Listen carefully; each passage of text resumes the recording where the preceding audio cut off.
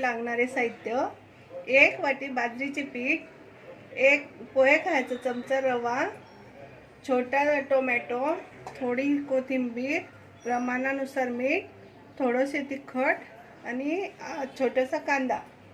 आता आपण 1 वाटी बाजरीचे पीठ, 2 चमचे रवा आणि तिखट मीठ टाकून घेतलेले आहे.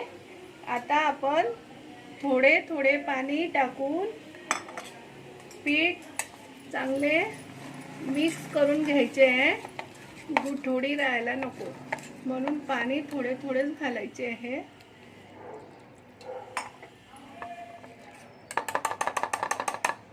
असे पातळसर भिजवून घ्यायचे आहे. बघा, एक पण गाठ राहायला नको. आपले याप्रमाणे पीठ करायचे आहे. यामध्ये आपण आता कांदा, टोमॅटो, कोथिंबीर घालून मिक्स करून 5 मिनिटं चांगलं भिजू द्यायचे आहे. बघा, आपले पीठ याप्रमाणे तयार झालेले आहे. थोडे घट्ट झाले आहे. परत आपण थोडे पाणी टाकून थोडे पातळ सरस करून घ्यायचे, म्हणजे आपला डोसा एकदम छान तयार होतो. आता गरम करायला ठेवलेलं आहे. आपण तेल लावून घेऊया आणि पीठ टाकायच्या वेळेस हलवूनच टाकायचं आहे.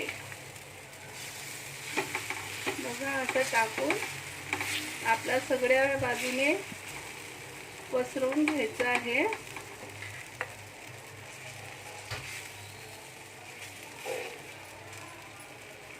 आणि 2 मिनिटं मंद आचेवरच होऊ द्यायचं आहे.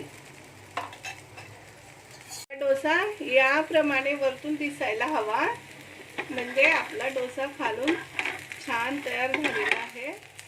हे बघा.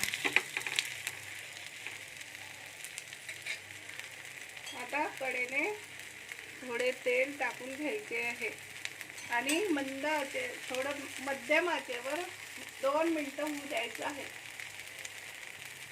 बघा, आता आपला डोसा दुसऱ्या बाजूने पण छान तयार झालेला आहे. त्यामुळे आता आपण डोसा काढून घेऊया.